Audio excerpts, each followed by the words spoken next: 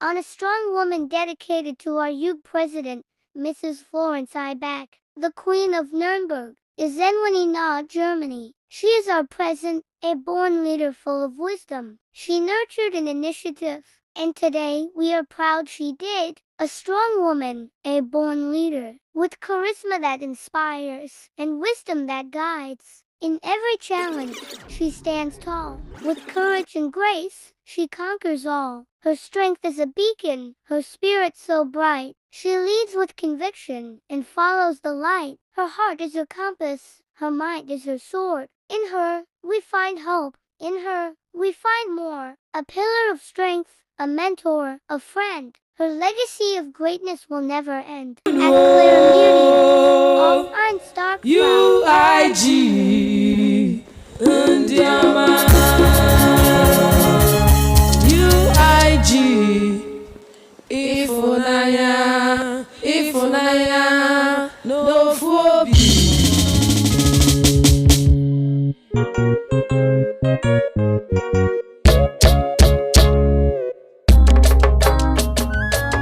Igbo mama no.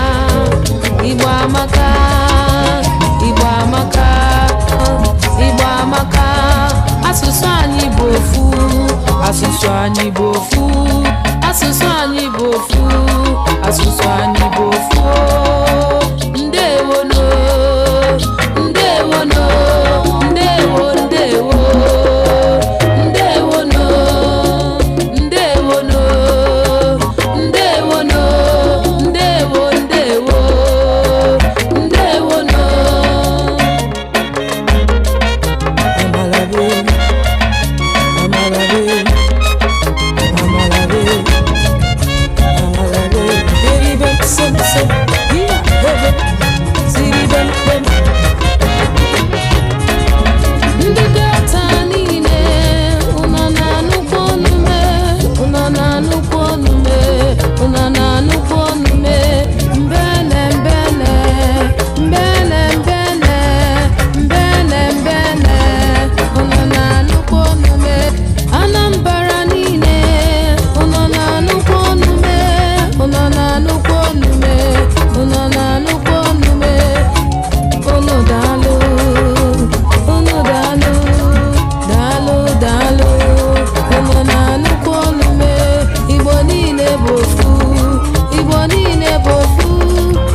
niile bụ ofu, anyị bụ ofu.